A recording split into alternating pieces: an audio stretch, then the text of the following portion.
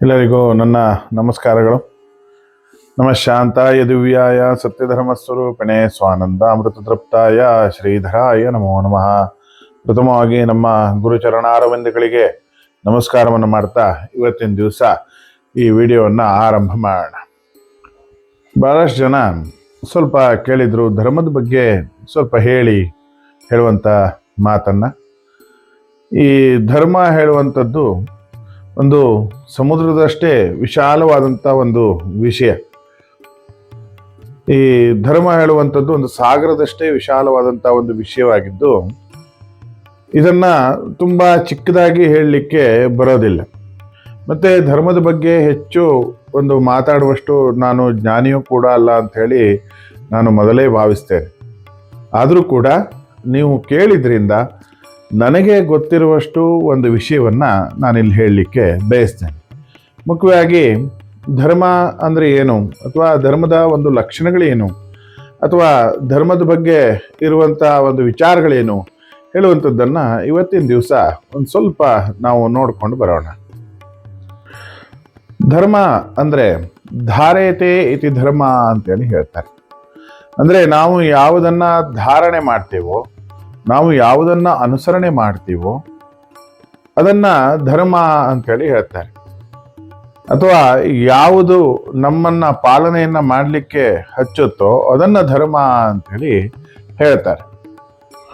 ಉದಾಹರಣೆಗೆ, ನಾವು ಹಿಂದೂ ಧರ್ಮವನ್ನ ಅನುಸರಣೆ ಮಾಡ್ತಾ ಇದ್ರೆ ಆ ಹಿಂದೂ ಧರ್ಮದ ಒಂದು ಒಳ್ಳೆಯ ಮಜಲುಗಳನ್ನು, ಹಿಂದೂ ಧರ್ಮ ಒಳ್ಳೆಯ ಒಂದು ಗುಣಗಳನ್ನು ನಮಗೆ ನಾವೇ ಅಳವಡಿಸಿಕೊಂಡು ಅದನ್ನು ನಾವು ಅನುಸರಣೆ ಮಾಡಿ ಆ ಧರ್ಮ ಒಂದು ನಿಮಿತ್ತವಾಗಿ ನಮ್ಮನ್ನು ನಾವು ರಕ್ಷಣೆ ಮಾಡಿಕೊಳ್ತಾ, ಹಾಗೆ ಆ ಧರ್ಮವನ್ನು ಕೂಡ ನಾವು ಅನುಸರಣೆ ಮಾಡೋದ್ರಿಂದ ಆ ಧರ್ಮವೂ ಕೂಡ ಉಳಿಯುತ್ತೆ ಮತ್ತು ಬೆಳೆಯುತ್ತೆ.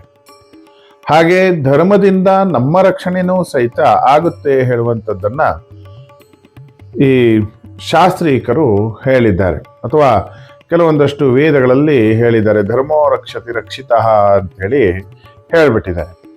ಈ ಧರ್ಮದ ಬಗ್ಗೆ ಎಲ್ಲೆಲ್ಲಿ ಉಲ್ಲೇಖಗಳಿದೆ ಹೇಳುವಂಥದ್ದನ್ನು ಒಂದ್ಸಲ ನೋಡ್ಕೊಂಡು ಬರೋಣ. ಮತ್ತೆ ಯಾವ ರೀತಿಯಾದಂಥ ಉಲ್ಲೇಖಗಳಿವೆ ಹೇಳುವಂಥದ್ದನ್ನು ಕೂಡ ಒಂದ್ಸಲ ನೋಡೋಣ.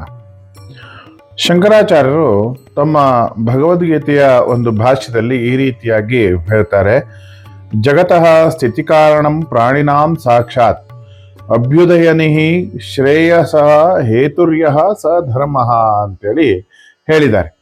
ಇದರ ಅರ್ಥ ಏನ್ ಕೇಳಿದ್ರೆ, ಜಗತ್ತಿನ ಸ್ಥಿತಿ ಮತ್ತು ವ್ಯವಸ್ಥೆ ಉತ್ತಮವಾಗಿರುವಂಥದ್ದು, ಮತ್ತೆ ಪ್ರತಿಯೊಬ್ಬ ಒಂದು ಪ್ರಾಣಿ ಮಾತ್ರರು ಐಹಿಕವಾದಂತಹ ಉನ್ನತಿಯನ್ನ ಪಡೆಯುವಂಥದ್ದು, ಮತ್ತೆ ಅಭ್ಯುದಯವಾಗುವಂಥದ್ದು, ಮತ್ತು ಪೌರಲೌಕಿಕ ಅಂದ್ರೆ ಬೇರೆ ಒಂದು ಲೌಕಿಕ ಪಾರಲೌಕಿಕವಾದಂತಹ ಒಂದು ಉನ್ನತಿಯೂ ಕೂಡ ಆಗುವಂಥದ್ದು, ಅಂದ್ರೆ ಮೋಕ್ಷ ಸಾಧನೆಯನ್ನ ಮಾಡಿಕೊಳ್ಳುವಂಥದ್ದು. ಈ ರೀತಿಯಾದಂಥ ಒಂದು ಧ್ಯೇಯಗಳನ್ನ ಯಾವುದು ಸಾಧಿಸ್ತವೋ, ಯಾವುದು ಸಾಧನೆಯನ್ನ ಮಾಡ್ತವೋ ಅದಕ್ಕೆ ಧರ್ಮ ಅಂತೇಳಿ ಹೇಳ್ತಾರೆ ಹೇಳುವಂಥದ್ದನ್ನ ಶ್ರೀ ಆದಿಶಂಕರಾಚಾರ್ಯರು ತಮ್ಮ ಭಗವದ್ಗೀತೆಯ ಭಾಷ್ಯದಲ್ಲಿ ಹೇಳಿದ್ದಾರೆ. ಹಾಗೆ ರಾಮಾಯಣದಲ್ಲೂ ಕೂಡ ಇದರ ಬಗ್ಗೆ ಒಂದು ಉಲ್ಲೇಖ ಇದೆ.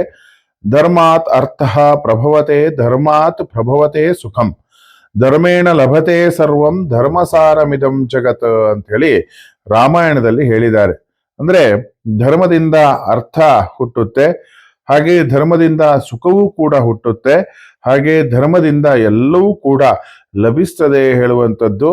ಹಾಗೆ ಈ ಜಗತ್ತು ಧರ್ಮದ ಸಾರವಾಗಿದೆ ಹೇಳುವಂಥದ್ದನ್ನ ರಾಮಾಯಣದಲ್ಲಿ ಉಲ್ಲೇಖಿಸಲಾಗಿದೆ. ಹಾಗೆ ಧರ್ಮ ಹೇಳುವಂಥದ್ದು ನಮ್ಮನ್ನ ಯಾವತ್ತೂ ಕಾಪಾಡ್ತಾ ಹೋಗುತ್ತೆ ಹೇಳುವಂಥದ್ದನ್ನ ಹೇಳ್ತಾರೆ.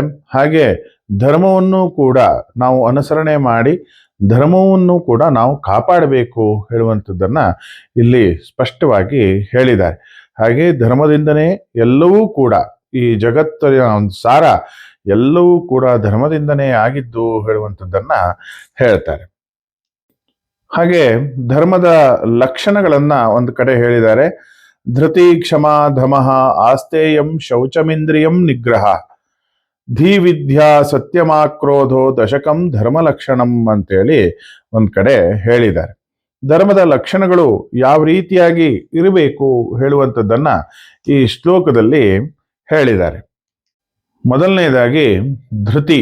ಧೃತಿ ಅಂದ್ರೆ ಸಹನೆ ಅಂತ ಹೇಳಿ ಅರ್ಥ. ಸಹನಾಮಯವಾಗಿ ಈ ಧರ್ಮ ಇರಬೇಕು. ಅಂದ್ರೆ ನಾವು ನಮ್ಮ ಧರ್ಮವನ್ನ ಪಾಲನೆ ಮಾಡಬೇಕೇ ಹೊರತು ಬೇರೆ ಧರ್ಮವನ್ನ ನಾವು ಹೀಯಾಳಿಸಬಾರದು, ಅಥವಾ ಬೇರೆ ಧರ್ಮಕ್ಕೆ ನಾವು ತೊಂದರೆಯನ್ನ ಕೊಡಬಾರದು, ಅಥವಾ ಬೇರೆ ಮನುಜರಿಗೆ ನಾವು ತೊಂದರೆಯನ್ನ ಕೊಡದಂತೆ ಬಾಳುವಂಥದ್ದೇ ಧರ್ಮ ಅಂತ ಹೇಳಿ ಕರೆಸ್ಕೊಳ್ಳಲ್ಪಡ್ತದೆ ಹೇಳುವಂಥದ್ದನ್ನು ಹೇಳಿದ್ದಾರೆ. ಎರಡನೇ ಲಕ್ಷಣ ಧರ್ಮಕ್ಕೆ ಏನು ಕೇಳಿದ್ರೆ ಕ್ಷಮಾಗುಣ. ಖಂಡಿತವಾಗಿಯೂ ಅದು ಇರಬೇಕು. ಹಾಗೆ ದಮ. ದಮ ಅಂದ್ರೆ ಏನ್ ಕೇಳಿದ್ರೆ ಸ್ವಯಂ ನಿಯಂತ್ರಣ. ಅಂದ್ರೆ ನಮ್ಮನ್ನ ನಾವು ನಿಯಂತ್ರಿಸಿಕೊಳ್ಳುವಂಥದ್ದನ್ನ ಸ್ವಯಂ ನಿಯಂತ್ರಣ ಅಂತೇಳಿ ಹೇಳ್ತಾರೆ. ಅಂದ್ರೆ ಕೆಲವೊಂದಷ್ಟು ಎಷ್ಟೋ ವಿಷಯಗಳಲ್ಲಿ ನಮ್ಮನ್ನ ನಾವು ನಿಯಂತ್ರಣ ಮಾಡಿಕೊಳ್ಳುವಂಥದ್ದು, ಹಾಗೆ ಕೆಟ್ಟ ಕೆಲಸಕ್ಕೆ ಪ್ರಚೋದನೆ ಆಗದಂತೆ ನಮ್ಮನ್ನ ನಾವು ನಿಯಂತ್ರಣ ಮಾಡಿಕೊಳ್ಳುವಂಥದ್ದು ಧರ್ಮದ ಒಂದು ಮೂರನೇ ಲಕ್ಷಣ. ಹಾಗೆ ನಾಲ್ಕನೇ ಲಕ್ಷಣ ಯಾವುದು? ಆಸ್ಥೇಯ. ಆಶ್ರಯ ಅಂದ್ರೆ ಏನು ಕೇಳಿದ್ರೆ ಕಳ್ಳತನವನ್ನ ಮಾಡದೇ ಇರುವಂಥದ್ದು. ಹಾಗೆ ಕಳ್ಳತನದಲ್ಲಿ ನಾವು ಬದುಕದೇ ಇರುವಂಥದ್ದು, ಅನ್ಯಾಯದಿಂದ ನಾವು ಬದುಕದೇ ಇರುವಂಥದ್ದು ಧರ್ಮದ ಒಂದು ನಾಲ್ಕನೇ ಲಕ್ಷಣ. ಹಾಗೆ ಐದನೇದು ಶೌಚ.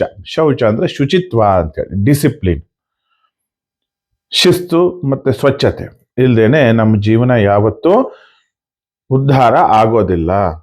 ಶಿಸ್ತು ಮತ್ತು ಸ್ವಚ್ಛತೆಯಿಂದ ನಾವು ಉದ್ಧಾರ ಆಗ್ತಾ ಹೋಗ್ತೇವೆ ಹೇಳುವಂಥದ್ದನ್ನ ಹೇಳ್ತಾರೆ. ಹಾಗೆ ಅದಕ್ಕಾಗಿ ಐದನೇದು ಯಾವುದು ಕೇಳ್ರಿ ಶೌಚ. ಆರನೇದು ಯಾವುದು ಕೇಳ್ರಿ ಇಂದ್ರಿಯ ನಿಗ್ರಹ. ಇಂದ್ರಿಯ ನಿಗ್ರಹವನ್ನ ನಾವು ಮಾಡಬೇಕು. ಹಾಗೆ ಧರ್ಮವೂ ಕೂಡ ಇದನ್ನೇ ಹೇಳುತ್ತೆ, ಧರ್ಮದ ಲಕ್ಷಣವೂ ಕೂಡ ಇದನ್ನೇ ಹೇಳುತ್ತೆ. ಧೀ ಅಂದ್ರೆ ಏನ್ ಕೇಳಿದ್ರೆ ಪರೋಪಕಾರ ಬುದ್ಧಿ. ಪರೋಪಕಾರಾರ್ಥಂ ಇದಂ ಶರೀರಂ. ಪರೋಪಕಾರವನ್ನ ಮಾಡ್ತಾ ನಾವು ಇರುವಂಥದ್ದು, ನಮ್ಮ ಕೈಲಾದಷ್ಟು ನಾವು ಪರೋಪಕಾರವನ್ನ ಮಾಡುವಂಥದ್ದು. ಹಾಗೆ ಎಂಟನೇದು ಏನು ಕೇಳಿದ್ರೆ ವಿದ್ಯಾ. ವಿದ್ಯಾ ಅಂದ್ರೆ ಏನು ಕೇಳಿದ್ರೆ ಜ್ಞಾನ. ಆಧ್ಯಾತ್ಮಿಕ ವಿಷಯದ ಬಗ್ಗೆ ಇರಬಹುದು, ನಮ್ಮ ಜೀವನದ ಒಂದು ವಿಷಯಗಳು ಇರಬಹುದು, ಅಥವಾ ವಿಜ್ಞಾನದ ಒಂದು ಜ್ಞಾನ ಇರಬಹುದು. ಯಾವುದೇ ರೀತಿಯಂತ ಒಂದು ಜ್ಞಾನ ಅಲ್ಲಿ ಇರಬೇಕು. ಯಾವುದು? ಧರ್ಮದಲ್ಲಿ ಜ್ಞಾನ ಇರಬೇಕು. ಹಾಗೆ ಏನು ಕೇಳಿದ್ರೆ ಸತ್ಯಂ. ಹಾಗೆ ಹತ್ತನೇದು ಅಕ್ರೋಧಂ. ಸತ್ಯ ಮತ್ತೆ ಕ್ರೋಧ ಇಲ್ಲದೆ ಇರುವಂಥದ್ದು. ಇವು 10 ಧರ್ಮದ ಲಕ್ಷಣಗಳು ಹೇಳುವಂಥದ್ದನ್ನ ಹೇಳಿದ್ದಾರೆ. ಯಾವ ಒಂದು ಧರ್ಮಕ್ಕೆ ಈ 10 ಲಕ್ಷಣಗಳಿರ್ತವೆಯೋ, ಯಾವ ಒಂದು ಆಚರಣೆಗೆ ಈ 10 ಲಕ್ಷಣಗಳಿರ್ತವೆಯೋ ಅದನ್ನ ಧರ್ಮ ಅಂಥೇಳಿ ಕರೀತಾರೆ ಹೇಳುವಂಥದ್ದನ್ನ ನಮ್ಮ ಪೂರ್ವಜರು ಸ್ಪಷ್ಟವಾಗಿ ಹೇಳಿದ್ದಾರೆ. ಹಾಗೆ ಒಂದು ಧರ್ಮ ಅಂತ ಹೇಳಿ ಆದ್ಮೇಲೆ ಈ 10 ಲಕ್ಷಣಗಳು ಅದಕ್ಕೆ ಇರಬೇಕು ಹೇಳುವಂಥದ್ದನ್ನ ಹೇಳ್ತಾರೆ.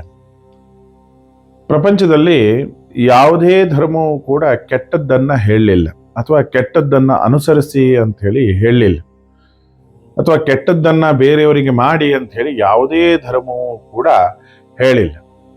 ಆದರೂ ನಾವು ಅದನ್ನ ಕೆಲವೊಂದಷ್ಟು ಧರ್ಮಗಳಲ್ಲಿ ಅಥವಾ ಕೆಲವೊಂದಷ್ಟು ನಮ್ಮ ಆಚರಣೆಗಳಲ್ಲಿ ಅಥವಾ ಆಚರಣೆಗಳಿಂದ ನಾವು ತಪ್ಪನ್ನ ಮಾಡ್ತಾ ಹೋಗಿ ಆ ಧರ್ಮವೇ ಆ ಥರ ಇದೆ ಹೇಳುವಂಥದ್ದನ್ನ ನಾವು ಎಷ್ಟೋ ಸಲ ಏನು ಕೇಳಿದ್ರೆ ಸಮಾಜದಲ್ಲಿ ನೋಡ್ತಾ ಇರ್ತೀವಿ. ಅದಂತೂ ಈಗಿನ ಸಮಾಜದಲ್ಲಿ ಈ ಥರದ್ದು ತುಂಬಾ ನಡೀತಾ ಇರುತ್ತೆ.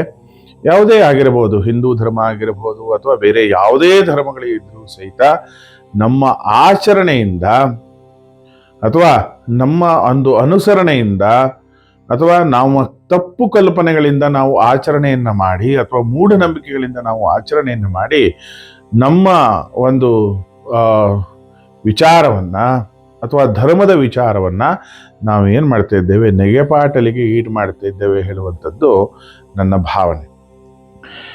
ಈ ಧರ್ಮ ಹೇಳುವಂಥದ್ದನ್ನ ಸರಿಯಾದ ರೀತಿಯಲ್ಲಿ ಆಚರಣೆ ಮಾಡುವಂಥವರು ಇದ್ದಾರೆ. ಹಾಗೆ ಏನ್ ಕೇಳಿದ್ರೆ ಈ ಧರ್ಮವನ್ನ ಹೀಯಾಳಿಸಿಕೊಂಡು ಅಥವಾ ಈ ಧರ್ಮದ ಒಂದು ಅಪಪ್ರಚಾರವನ್ನ ಮಾಡ್ತಾ ಬದುಕುವಂಥವರು ಕೂಡ ಇದ್ದಾರೆ. ಹಾಗೆ ಧರ್ಮವನ್ನ ಪಾಲನೆ ಮಾಡದೇನೆ ಜೀವನವನ್ನ ನಡೆಸ್ತಾ ಇರುವಂಥವರು ಇದ್ದಾರೆ, ಈಗೂ ಇದ್ದಾರೆ, ಹಿಂದೂ ಇದ್ರು, ಮತ್ತೆ ಮುಂದೂ ಕೂಡ ಇಂಥವರು ಇದ್ದೇ ಇರ್ತಾರೆ. ಈ ತರ ಒಂದು ಜನ ಅಂದ್ರೆ ಧರ್ಮವನ್ನ ಒಂದು ನಂಬಿಕೆ ಇಲ್ದೇನೆ ಅಥವಾ ಧರ್ಮದಲ್ಲಿ ದೃಷ್ಟಿಯುಳ್ಳ ಒಂದು ವ್ಯಕ್ತಿ ಆಗದೇನೆ ಅಥವಾ ಧರ್ಮವನ್ನು ಹೀಯಾಳಿಸ್ಕೊಂಡು ಅಥವಾ ದೇವರಿಲ್ಲ ಈ ಥರ ಒಂದು ಮಾತಾಡಿಕೊಂಡು ಇರುವಂಥವ್ರು ಬಹಳ ಹಿಂದಿನ ಕಾಲದಲ್ಲೂ ಸಹಿತ ಇದ್ರು. ಅದಿಲ್ಲ ಅಂತ ಹೇಳಾದ್ರೆ ಶಂಕರಾಚಾರ್ಯರು ಭಜಗೋವಿಂದಮ್ಮನ್ನ ಬರಿತಾನೇ ಇರಲಿಲ್ಲ ಹೇಳುವಂಥದ್ದನ್ನು ಕೂಡ ಎಲ್ಲೋ ಒಂದು ಕಡೆ ನಾವು ಕೇಳಿದ್ದೇವೆ. ಹಿಂದೆ ಒಂದ್ಸಲ ಶಂಕರಾಚಾರ್ಯರು ವಾರಣಾಸಿಗೆ ಹೋದಾಗ ಕಾಶಿ ಕ್ಷೇತ್ರದಲ್ಲಿ ಒಬ್ಬ ಮನುಷ್ಯನನ್ನ ನೋಡ್ತಾರೆ. ಅವನನ್ನ ನೋಡಿ ಅವನು ಯಾವ ರೀತಿಯಾಗಿ ಇದ್ದಾನೆ ಅಥವಾ ಯಾವ ರೀತಿಯಾಗಿ ಧರ್ಮದ ಒಂದು ಆಚರಣೆಯನ್ನ ಅಥವಾ ಕರ್ಮವನ್ನ ಅವನು ಮಾಡ್ತಾ ಇಲ್ಲ ಹೇಳುವಂಥದ್ದನ್ನ ನೋಡಿ ಈ ಭಜಗೋವಿಂದಮ್ಮನ್ನ ಬರೀತಾರೆ. ಭಜಗೋವಿಂದಂ ಭಜಗೋವಿಂದಂ ಭಜಗೋವಿಂದಂ ಮೂಢಮತೆ ಸಂಪ್ರಾಪ್ತೆ ಸನ್ನಿಹಿತೆ ಕಾಲೇ ನಹಿ ನಹಿ ರಕ್ಷತೆ ಟುಕೃಂಕರಣೆ, ಈ ರೀತಿಯಾಗಿ ಆರಂಭವನ್ನ ಮಾಡಿದ್ರು. ಈ ಶಂಕರಾಚಾರ್ಯರು ಹೇಳಿದ್ದೇನು ಕೇಳಿದ್ರೆ, ಪರಮಾತ್ಮನ ನಾಮಸ್ಮರಣೆಯನ್ನ ಮಾಡೋದ್ರಿಂದ ನಾವು ಜೀವನದ ಕೊನೆಯವರೆಗೂ ಸಹಿತ ಸುಖವನ್ನ ಅನುಭವಿಸ್ತೇವೆ ಅಥವಾ ನೆಮ್ಮದಿಯಿಂದ ಇರ್ತೇವೆ ಹೇಳುವಂಥದ್ದನ್ನ ಇಲ್ಲಿ ಅವರು ಹೇಳಲಿಕ್ಕೆ ಪ್ರಯತ್ನ ಮಾಡಿದ್ರು. ಮತ್ತೆ ಜೀವನದ ಅಂದ್ರೆ ಅಶಾಶ್ವತವಾದಂತಹ ಒಂದು ವಿಷಯಗಳ ಬಗ್ಗೆ ಅವರು ಸ್ವಲ್ಪ ವೈರಾಗ್ಯದ ಒಂದು ಮಾತನ್ನ ಈ ಶ್ಲೋಕದಲ್ಲಿ ಅಥವಾ ಈ ಭಜಗೋವಿಂದದಲ್ಲಿ ಹೇಳಿದ್ರು. ಯಾವ ರೀತಿಯಾಗಿ ಸಾವು ನಮ್ಮ ಸಮೀಪ ಬಂದಾಗ ಯಾವುದೇ ಒಂದು ರೀತಿಯಂತಹ ವ್ಯಾಕರಣಗಳಾಗ್ಲಿ, ಯಾವುದೇ ರೀತಿಯಂತಹ ವಿದ್ಯೆಗಳಾಗ್ಲಿ, ಅಥವಾ ಯಾವುದೇ ರೀತಿಯಂತಹ ಹಣ ಅಥವಾ ಯಾವುದೇ ರೀತಿಯಾದಂಥ ಒಂದು ನಮ್ಮ ಸಂಪತ್ತು ಯಾವ ರೀತಿಯಾಗೂ ಸಹಿತ ನಮ್ಮನ್ನ ರಕ್ಷಣೆ ಮಾಡಲಿಕ್ಕೆ ಬರೋದಿಲ್ಲ. ಯಮಧರ್ಮನಿಗೆ ಎಲ್ಲರೂ ಒಂದೇ, ಅಂದ್ರೆ ದುಡ್ಡಿದ್ದವರು ಒಂದೇ, ದುಡ್ಡಿಲ್ಲದೆ ಹೋದವರು ಒಂದೇ, ಅಥವಾ ಓದಿದವರು ಒಂದೇ, ಓದದೇ ಇರೋರು ಒಂದೇ. ಅವನ ಸ್ಥಾನದಲ್ಲಿ ನ್ಯಾಯ ಒಂದೇ ರೀತಿಯಾಗಿರುತ್ತೆ. ಹಾಗಾಗಿ ಏನು ಕೇಳಿದ್ರೆ, ಇದೆಲ್ಲವನ್ನ ಅಂದ್ರೆ ಈ ರೀತಿಯಾದಂಥ ನಶ್ವರವಾದಂಥ ವಿಚಾರವನ್ನ ಬಿಟ್ಟು ಒಂದು ಶಾಶ್ವತವಾದಂಥ ಒಂದು ನೆಮ್ಮದಿ ಪ್ರಾಪ್ತಿಯಾಗಲಿಕ್ಕೆ ನಾಮಸ್ಮರಣೆಯನ್ನ ಮಾಡಿ ಹೇಳುವಂಥದ್ದನ್ನ ಇಲ್ಲಿ ಶಂಕರಾಚಾರ್ಯರು ಭಜಗೋವಿಂದಂದಲ್ಲಿ ಹೇಳಿದ್ದಾರೆ. ಹಾಗೂ ಕೂಡ ಆ ಕಾಲದಲ್ಲೂ ಸಹಿತ ಅಂದ್ರೆ ಈ ರೀತಿಯಾದಂಥ ಒಂದು ಜನ ಇದ್ರು ಹೇಳೋದಕ್ಕೆ ಚಿಕ್ಕ ಒಂದು ನಿದರ್ಶನ ಇದೆ. ಹಾಗೆ ಇದ್ರ ಬಗ್ಗೆ ಒಂದು ಕಥೆಯನ್ನ ನಾವು ಹೇಳಬಹುದು. ಆದಿ ಶಂಕರಾಚಾರ್ಯರು ಹೇಳಿದ ಹಾಗೆ ಯಾವ ವಿದ್ಯೆ, ಯಾವ ವ್ಯಾಕರಣ ಅಥವಾ ಯಾವುದೇ ರೀತಿಯಂತ ಹಣ ನಮ್ಮನ್ನ ಇನ್ಕೆದ್ರೆ ಬದುಕಿಸೋದಿಲ್ಲ ಅಥವಾ ಮುಂದೆ ನಮಗೆ ಹೊಸ ಜೀವನವನ್ನ ಅದು ಕೊಡೋದಿಲ್ಲ. ಮರಣ ಬಂದ ಮೇಲೆ ನಾವು ಅದನ್ನು ಒಪ್ಕೊಳ್ಬೇಕು ಹೇಳುವಂಥದ್ದನ್ನ ಅಲ್ಲಿ ಸ್ಪಷ್ಟವಾಗಿ ಹೇಳಿದ್ರು. ಒಂದು ಸ್ವಾರಸ್ಯಕರವಾದಂಥ ಒಂದು ಕಥೆಯನ್ನ ನಾವು ಕೇಳ್ಕೊಂಡು ಬಂದ್ಬಿಡೋಣ. ಒಂದ್ಸಲ ಒಬ್ಬ ಶ್ರೀಮಂತ ಕಾರ್ನಲ್ಲಿ ಹೋಗ್ತಾ ಇದ್ನಂತೆ. ತುಂಬಾ ದೊಡ್ಡ ಬಿಸ್ನೆಸ್ ಮೆನ್ನು ಒಬ್ಬನ ಶ್ರೀಮಂತ ಕಾರ್ನಲ್ಲಿ ಹೋಗ್ತಾ ಇದ್ದ. ಅಲ್ಲಿ ಯಾರೋ ಸ್ವಾಮೀಜಿಗಳು ಪ್ರವಚನವನ್ನು ಮಾಡ್ತಾ ಇದ್ರು. ಇವನು ನಿಲ್ಲಿಸ್ಕೊಂಡು ಕೇಳ್ದ. ಪ್ರವಚನದಲ್ಲಿ ಆ ಸ್ವಾಮೀಜಿಗಳು ಹೇಳ್ತಾ ಇದ್ರು, ಸನ್ಯಾಸಿಗಳು ಹೇಳ್ತಾ ಇದ್ರು, ಈ ಜಗತ್ತು ಹೇಳುವಂಥದ್ದು ನಶ್ವರವಾಗಿದೆ. ಇಲ್ಲಿ ನೀವು ಏನೇ ಸಂಪಾದನೆ ಮಾಡಿದ್ರೂ ಸಹಿತ ಅದನ್ನ ತಗೊಂಡು ಮೇಲಿನ ಲೋಕಕ್ಕೆ ಹೋಗ್ಲಿಕ್ಕೆ ಆಗೋದಿಲ್ಲ. ಇದಿಷ್ಟೇ ಕೇಳದ್ನಂತೆ ಅವನು, ಆ ಶ್ರೀಮಂತ ಇದಿಷ್ಟೇ ಕೇಳ್ದ. ಸುಮ್ಮನೆ ಅಲ್ಲಿಂದ ಬಂದ್ಬಿಟ್ಟ. ಅವನಿಗೆ ಚಿಂತೆ ಶುರುವಾಯ್ತು. ನಾನು ಇಷ್ಟೆಲ್ಲ ಸಂಪಾದನೆ ಮಾಡಿದ್ದೀನಿ, ಜೀವನದಲ್ಲಿ ಇಷ್ಟು ಭೂಮಿ ಸಂಪಾದನೆ ಮಾಡಿದ್ದೀನಿ, ಜೀವನದಲ್ಲಿ ಇಷ್ಟು ಬಂಗಾರ ಸಂಪಾದನೆ ಮಾಡಿದ್ದೀನಿ, ಜೀವನದಲ್ಲಿ ಇಷ್ಟು ಹಣವನ್ನು ಸಂಪಾದನೆ ಮಾಡಿದ್ದೀನಿ, ಈ ಥರವಾದಂಥದ್ದೆಲ್ಲ ನಾನು ಸಂಪಾದನೆ ಮಾಡಿದ್ದೀನಿ. ಇದನ್ನು ನಾನು ಇಲ್ಲೇ ಬಿಟ್ಟು ಹೋದ್ರೆ ಹೇಗೆ? ನಾನು ಅಲ್ಲಿ ಮೇಲೂ ಸಹಿತ ಅನುಭವಿಸ್ಬೇಕಲ್ಲ, ಇಲ್ಲೊಂದೇ ಅಲ್ಲ, ಮೇಲೂ ಸಹಿತ ನಾನು ಅನುಭವಿಸ್ಬೇಕು. ಹೇಗೆ ಮತ್ತೆ ಏನು ಮಾಡೋದು ಹೇಳುವಂಥ ಒಂದು ಚಿಂತೆ ಅವನಿಗೆ ಶುರುವಾಯಿತು. ಹಾಗೆ ಅವನು ಅವನ ಕಚೇರಿಗೆ ಬಂದು ಕಚೇರಿಯಲ್ಲಿ ಇರುವಂಥ ಒಂದು ಕೆಲಸದವ್ರ ಹತ್ರ ಎಲ್ಲ ಹೇಳ್ದಂತೆ. ಏನು ಕೇಳಿದ್ರೆ, ನನಗೆ ಈ ರೀತಿಯಾದಂಥ ಒಂದು ಸಮಸ್ಯೆ ಆಗಿದೆ. ನಾನು ದುಡಿದಿರುವಂಥ ದುಡ್ಡನ್ನ ನನ್ನ ಮರಣದ ನಂತರ ನಾನು ಎಲ್ಲಿ ಹೋಗ್ತೀನೋ ಅಲ್ಲಿ ತಗೊಂಡು ಹೋಗ್ಬೇಕು. ಅದು ಸ್ವರ್ಗವೋ ಅದು ನರಕವೋ ದೇವ್ರ ಹತ್ರವೋ ನನಗೆ ಗೊತ್ತಿಲ್ಲ. ಒಟ್ಟು ನನ್ನ ಮರಣದ ನಂತರ ನಾನು ಈ ಹಣವನ್ನ ಮತ್ತೆ ನಾನು ತಗೊಂಡು ಹೋಗಬೇಕು. ಹೇಗೆ ತಗೊಂಡು ಹೋಗೋದು ಹೇಳುವಂತ ಒಂದು ಮಾತನ್ನ ಆ ಕಚೇರಿಯವ್ರ ಹತ್ರ, ಅವನ ಸಹ ಒಂದು ಕಚೇರಿಯವ್ರ ಹತ್ರ ಹೇಳಿದ್ನಂತೆ. ಅವರಿಗೆ ಯಾರಿಗೂ ಉತ್ತರ ಗೊತ್ತಿಲ್ಲ. ಅವರೆಲ್ಲ ಸುಮ್ಮನಾಗ್ಬಿಟ್ರಂತೆ. ಹಾಗೆ ಏನು ಕೇಳಿದ್ರೆ ತುಂಬ ದಿವಸ ಕಳೀತು, 15 ದಿವಸ ಆಯಿತು, 1 ತಿಂಗಳಾಯಿತು, 2 ತಿಂಗಳಾಯಿತು. ಅವನಿಗೆ ಅದೇ ಚಿಂತೆ ಮನಸ್ಸಿನಲ್ಲಿ ಕೊರಿತಾ ಇದ್ದೋಯ್ತು. ಹೇಗೆ ಮಾಡೋದು? ಅವನಿಗೆ ಈ ಉಪಾಯ ಹೆಚ್ಚಾಗಿ ಆ ಸನ್ಯಾಸಿಗೆ ಗೊತ್ತಿರಬಹುದು ಅಂತೇಳಿ ಮತ್ತೆ ಆ ಸನ್ಯಾಸಿ ಹತ್ರ ಹೋದಂತೆ. ಆ ದಿವಸ ಅವನ ಮಾತನ್ನ ಪೂರ್ತಿಯಾಗಿ ಕೇಳಲಿಲ್ಲ. ಸಂಪೂರ್ಣವಾಗಿ ನಾವು ಕೇಳೋಣ, ಮತ್ತೆ ಅವನಿಗೆ ಉತ್ತರ ಗೊತ್ತಿರಬಹುದು ಹೇಳುವಂತ ಒಂದು ಕುತೂಹಲದಿಂದ ಮತ್ತೆ ಆ ಸನ್ಯಾಸಿ ಹತ್ರ ಹೋದ. ಸನ್ಯಾಸಿ ಹತ್ರ ಹೋಗಿ ಅವನಿಗೆ ಕಾಲಿಗೆ ನಮಸ್ಕಾರವನ್ನು ಮಾಡದ್ನಂತೆ. ಸ್ವಾಮೀಜಿ, ಮೊನ್ನೆ ಒಂದು ನೀವು ಮಾತು ಹೇಳಿದ್ರಿ, ಹೋದ ತಿಂಗಳ ನಾನು ಒಂದು ಮಾತನ್ನ ಕೇಳ್ಕೊಂಡು ಹೋದೆ. ನಾವು ಈ ಭೂಮಿಯಿಂದ ಏನನ್ನೂ ತೆಗೆದುಕೊಂಡು ಹೋಗ್ಲಿಕ್ಕೆ ಆಗೋದಿಲ್ಲ ಹೇಳುವಂತ ಒಂದು ಮಾತನ್ನ ನೀವು ಹೇಳಿದ್ರಿ. ಆದರೆ ನಾನು ಇಷ್ಟು ದೊಡ್ಡ ಶ್ರೀಮಂತ, ಇಷ್ಟು ಸಂಪಾದನೆ ಮಾಡಿದೆ, ನಾನು ಕಷ್ಟಪಟ್ಟು ಸಂಪಾದನೆ ಮಾಡಿದೆ. ಕಷ್ಟಪಟ್ಟು ಏನು ಕೇಳಿದ್ರೆ ಹಣ ಸಂಪಾದನೆ ಮಾಡಿದೆ, ಕಾರ್ ಸಂಪಾದನೆ ಮಾಡಿದೆ, ಹೆಸರನ್ನು ಸಂಪಾದನೆ ಮಾಡಿದೆ, ಎಲ್ಲವನ್ನು ಕೂಡ ಸಂಪಾದನೆ ಮಾಡಿದ್ದೇನೆ. ಆದರೆ ನಾನು ಇದನ್ನು ಇಲ್ಲೇ ಬಿಟ್ಟು ಹೋಗ್ಬೇಕಾ? ನಾನು ಇದನ್ನ ಪರಲೋಕಕ್ಕೆ ತಗೊಂಡು ಹೋಗ್ಲಿಕ್ಕೆ ಸಾಧ್ಯ ಇಲ್ವಾ ಹೇಳುವಂತ ಒಂದು ಪ್ರಶ್ನೆಯನ್ನ ಸನ್ಯಾಸಿ ಹತ್ರ ಕೇಳ್ತಾನೆ. ಆಗ ಸನ್ಯಾಸಿ ಹೇಳ್ತಾನೆ, ನೀನು ಖಂಡಿತವಾಗಿ ತಗೊಂಡು ಹೋಗ್ಬೋದು. ಹೇಗೆ ತಗೊಂಡು ಹೋಗ್ಬೇಕು ಸ್ವಾಮಿ? ಮತ್ತೆ ಪ್ರಶ್ನೆಯನ್ನ ಕೇಳ್ತಾನೆ ಆ ಶ್ರೀಮಂತ. ಆಗ ಸನ್ಯಾಸಿ ಹೇಳ್ತಾನೆ, ಶ್ರೀಮಂತನ ಹತ್ರ ಕೇಳ್ತಾನೆ, ನೀನೆಲ್ಲಾದ್ರೂ ಹೊರಗಡೆ ದೇಶಕ್ಕೆ ಹೋಗ್ತಾ ಇರ್ತೀಯ? ಹೌದು, ಹೋಗ್ತಾ ಇರ್ತೇನೆ. ಎಲ್ಲೆಲ್ಲಿ ಹೋಗ್ತೀಯ? ಅಮೇರಿಕಕ್ಕೆ ಹೋಗ್ತೇನೆ, ಇಂಗ್ಲೆಂಡಿಗೆ ಹೋಗ್ತೇನೆ, ಜಪಾನಿಗೆ ಹೋಗ್ತೇನೆ, ಹಾಗೆ ಅರಬ್ ಕಂಟ್ರೀಸಿಗೆ ಹೋಗ್ತೇನೆ, ಎಲ್ಲ ಕಡೆ ಹೋಗ್ತಾ ಇರ್ತೇನೆ ಬಿಸ್ನೆಸ್ ಸಲುವಾಗಿ.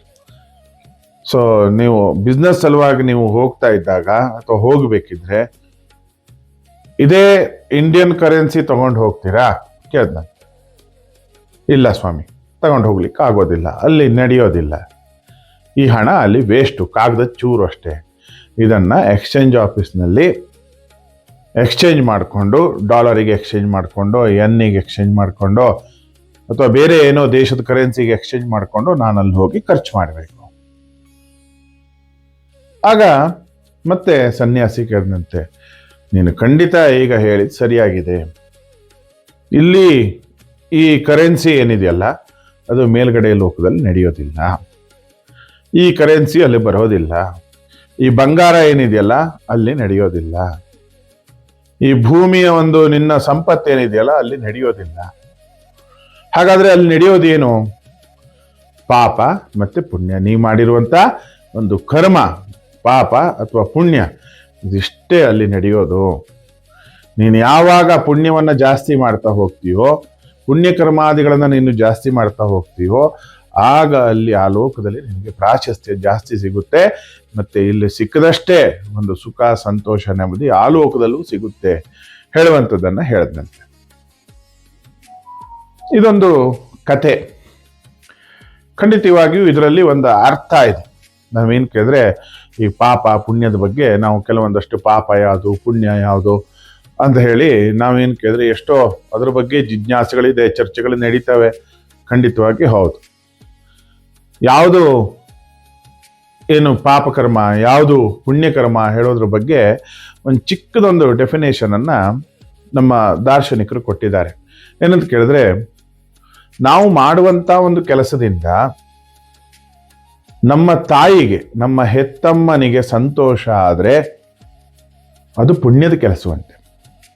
ನಾವು ಮಾಡುವಂತ ಒಂದು ಕೆಲಸದಿಂದ ನಮ್ಮ ಹೆತ್ತ ಅಮ್ಮನಿಗೆ ಕಷ್ಟವಾದ್ರೆ, ದುಃಖವಾದ್ರೆ ಅದು ಪಾಪದ ಕೆಲಸ ಅಂತ ಹೇಳಿ ಒಂದು ಚಿಕ್ಕದೊಂದು ಡೆಫಿನೇಷನ್ ಕೊಟ್ಟಿದ್ದಾರೆ. ಇದು ಕೂಡ ನನಗೆ ಸ್ವಲ್ಪ ಇದು ಆದಷ್ಟು ಸರಿ ಅಂತ ಹೇಳಿ ನನಗೂ ಕೂಡ, ನನ್ನ ಮನಸ್ಸಿಗೂ ಕೂಡ ಅನಿಸಿದೆ. ಹಾಗಾಗಿ ಇದನ್ನ ನಿಮಗೆ ಹೇಳ್ತಾ ಇದ್ದೀನಿ.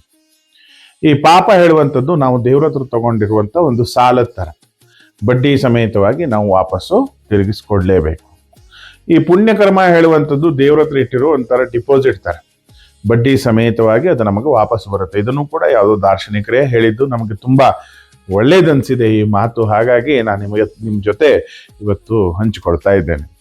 ಈ ರೀತಿಯಾಗಿ ಕಥೆಗಳಿಂದನೋ, ದಾರ್ಶನಿಕತೆಯಿಂದನೋ, ಈ ರೀತಿಯಾಗಿ ಧರ್ಮವನ್ನ ನಾವು ಅವಹೇಳನ ಮಾಡುವಂಥವರು ತುಂಬಾ ಜನ ಇದ್ರೂ ಸಹಿತ ಈ ಧರ್ಮ ಇವತ್ತಿಗೂ ಸಹಿತ ಯಾಕಾಗಿ ಉಳ್ಕೊಂಡಿದೆ ಕೇಳಿದ್ರೆ, ಧರ್ಮವನ್ನ ಪಾಲನೆ ಮಾಡುವಂಥವ್ರ ಸಂಖ್ಯೆ ತುಂಬಾ ಜಾಸ್ತಿ ಇದೆ. ಧರ್ಮ ಮತ್ತದೇ ವಿಷಯಕ್ಕೆ ಮತ್ತೆ ಬರಬೇಕಾಯ್ತು. ಧರ್ಮವನ್ನ ಪಾಲನೆ ಮಾಡುವಂಥದ್ದು ಅಂದ್ರೆ ಏನು? ಧರ್ಮವನ್ನ ಪಾಲನೆ ಮಾಡುವಂಥದ್ದು ಅಂತ ಕೇಳಿದ್ರೆ ನಮ್ಮಲ್ಲಿ ಒಳ್ಳೆಯತನವನ್ನ ನಾವು ಇಟ್ಕೊಳ್ಳುವಂಥದ್ದು, ನಮ್ಮಲ್ಲಿರುವಂತಹ ಕೆಟ್ಟ ಗುಣಗಳನ್ನ ತೆಗೆದುಹಾಕಿ ನಮ್ಮಲ್ಲಿ ಒಳ್ಳೆಯ ಗುಣಗಳನ್ನ ನಾವು ಅಳವಡಿಸಿಕೊಳ್ಳುವಂಥದ್ದೇ ಧರ್ಮ ಅಂತ ಹೇಳಿ ಹೇಳ್ತಾರೆ. ನಾನು ಅವಾಗಷ್ಟೇ ಹೇಳಿದ್ನಲ್ಲ, ಧರ್ಮದ 10 ಲಕ್ಷಣಗಳನ್ನ ನಮ್ಮಲ್ಲಿ ನಾವು ಅಳವಡಿಸ್ಕೊಂಡ್ರೆ ನಾವು ಧರ್ಮವನ್ನ ಕಾಪಾಡಬಹುದು. ಹಾಗೆ ನಾವು ಅನುಸರಿಸುವಂತಹ ಧರ್ಮವೇ ನಮ್ಮನ್ನ ಕಾಪಾಡ್ತಾ ಹೋಗುತ್ತೆ. ಹಾಗಾಗಿ ಏನ್ ಕೇಳಿದ್ರೆ ಎಲ್ಲಾ ಧರ್ಮದಲ್ಲೂ ಕೆಟ್ಟದ್ದಿದೆ, ಖಂಡಿತವಾಗಿಯೂ ಇದೆ. ಆದ್ರೆ ಏನ್ ಕೇಳಿದ್ರೆ ನಾವು ಅನುಸರಣೆ ಮಾಡುವಂಥದ್ದು ಒಳ್ಳೆಯ ವಿಷಯ ಆಗಿರಬೇಕು. ಹಾಗೆ ಧರ್ಮವನ್ನ ಎಲ್ಲರೂ ಪಾಲನೆ ಮಾಡಬೇಕು ಹೇಳುವಂತ ರಿಸ್ಟ್ರಿಕ್ಷನ್ಸ್ ಸಹಿತ ಯಾವುದೂ ಇಲ್ಲ. ಎಲ್ಲ ಅವರವರ ಒಂದು ವೈಯಕ್ತಿಕ ಒಂದು ವಿಚಾರಗಳು. ಹಿಂದೆ ಚಾರ್ವಾಕರು ಅಂತ ಹೇಳಿದ್ರು, ಚಾರ್ವಾಕ ಸಿದ್ಧಾಂತ ಅಂತಾನೆ ಇತ್ತು. ಅಂದ್ರೆ ಅವರು ಏನ್ ಕೇಳಿದ್ರೆ ಮೋಜು ಮಸ್ತಿಯಲ್ಲಿ ಜೀವನವನ್ನ ಕಳೆಯುವಂಥವ್ರು. ಪ್ರತ್ಯಕ್ಷವಾಗಿ ಏನ್ ಕಾಣಿಸುತ್ತೋ ಅದು ಮಾತ್ರ ಪ್ರತ್ಯಕ್ಷ, ಅಂದ್ರೆ ನಮ್ಮ ಕಣ್ಣಿಗೆ ಏನು ಕಾಣಿಸುತ್ತೋ ಅದು ಸತ್ಯ, ಅದರ ಹೊರತಾಗಿ ಬೇರೆ ಯಾವುದೂ ಇಲ್ಲ, ಅದರ ಹೊರತಾಗಿ ಬೇರೆಲ್ಲ ಸುಳ್ಳು. ಹಾಗೆ ಅವರ ಒಂದು ಸಿದ್ಧಾಂತ ಕೂಡ ಇತ್ತು. ಹಾಗೆ ಏನ್ ಕೇಳಿದ್ರೆ ಅವರದ್ದು ಈ ಜೀವನದಲ್ಲಿ ನಾವು ಸುಖವಾಗಿ ಸಂತೋಷದಿಂದ ಇರಬೇಕು ಅಂದ್ರೆ ನಾವೆಲ್ಲವನ್ನ ಅನುಭವಿಸ್ಬೇಕು. ಸಾಲ ಮಾಡಿ ಆದ್ರೂ ತುಪ್ಪ ತಿನ್ಬೇಕು. ಋಣಂ ಕೃತ್ವ ಘೃತಂ ಪಿಬಾತ್ ಅಂದ್ರೆ ಏನ್ ಕೇಳಿದ್ರೆ ಸಾಲ ಮಾಡಿ ಆದ್ರೂ ತುಪ್ಪ ತಿನ್ಬೇಕು ಹೇಳುವಂತ ಒಂದು ಒಂದು ರೀತಿಯಾದಂತ ಒಂದು ಸಿದ್ಧಾಂತ. ಆ ಸಿದ್ಧಾಂತವು ಕೂಡ ನಮ್ಮ ಭಾರತೀಯ ಪರಂಪರೆಯಲ್ಲಿ ನಾವು ನೋಡಿ ಆಗಿದೆ. ಅದರ ನಂತರ ಬೌದ್ಧ ಧರ್ಮ ಬಂತು, ಹಾಗೆ ಬೌದ್ಧ ಸಿದ್ಧಾಂತ ಬಂತು, ಹಾಗೆ ಜೈನ ಒಂದು ಸಿದ್ಧಾಂತ ಬಂತು. ಇದೆಲ್ಲವೂ ಕೂಡ ಹಿಸ್ಟ್ರಿ ಅಂದ್ರೆ ಇತಿಹಾಸಗಳು. ಹಾಗಾಗಿ ಏನ್ ಕೇಳಿದ್ರೆ ಪ್ರತಿಯೊಂದರಲ್ಲೂ ಸಹಿತ ಏನ್ ಕೇಳಿದ್ರೆ ಕೆಟ್ಟದ್ದನ್ನ ಹುಡುಕುವಂಥವ್ರು ಇದ್ದೇ ಇರ್ತಾರೆ, ಅದನ್ನ ಪಾಲನೆ ಮಾಡದೆ ಹೋದಂಥವ್ರು ಇರ್ತಾರೆ, ಪಾಲನೆ ಮಾಡುವಂಥವ್ರು ಇರ್ತಾರೆ. ಹಾಗಾಗಿ ಏನ್ ಕೇಳಿದ್ರೆ ಈಗ ಉದಾಹರಣೆಗೆ ನಮ್ಮದೇ ಒಂದು ಸಂವಿಧಾನ ಅಂತ ತಿಳ್ಕೊಳ್ಳಿ. ನಮ್ಮ ಒಂದು ಸಂವಿಧಾನ ಇದೆ, ನಮ್ಮ IPC ಇದೆ, CPC ಇದೆ, ಅಥವಾ ಎಷ್ಟೋ ಒಂದು ಈ ಕಾನೂನುಗಳಿದೆ. ಈ ಕಾನೂನಿಗೆ ಎಲ್ಲರೂ ಬೆಲೆ ಕೊಟ್ಬಿಡ್ತಾರ. ಆ ಥರ ಬೆಲೆ ಕೊಡೋದಾದ್ರೆ ಕಳ್ಳರು ಇರ್ತಿದ್ರ ಜಗತ್ನಲ್ಲಿ, ಅಥವಾ ಏನ್ ಕೇಳಿದ್ರೆ ಈ ಕಾನೂನಿಗೆ ನಾವು ಬೆಲೆ ಕೊಟ್ಟು ನಡ್ಕೊಳ್ಳೋದಾದ್ರೆ ಸಮಾಜ ಈ ರೀತಿಯಾಗಿರ್ತಿತ್ತ, ಇಷ್ಟು ಮೋಸ ಅನ್ಯಾಯಗಳು ಆಗ್ತಿತ್ತ? ಇದನ್ನ ನಮಗೆ ನಾವೇ ಕೇಳ್ಕೊಳ್ಬೇಕಾದಂಥ ಪ್ರಶ್ನೆ. ಆದರೆ ಸಂವಿಧಾನ ತಪ್ಪಾಗಿದೆಯಾ, ಅಥವಾ ಕಾನೂನು ತಪ್ಪಿದೆಯಾ, ಅಥವಾ ಕಾನೂನು ಏನು ಕೆಟ್ಟದ್ದ, ಅಥವಾ ಸಂವಿಧಾನ ಕೆಟ್ಟದ್ದ? ಖಂಡಿತವಾಗಿಯೂ ಇದೆಲ್ಲ ವಿಷಯಗಳು ಒಳ್ಳೆಯದೇ.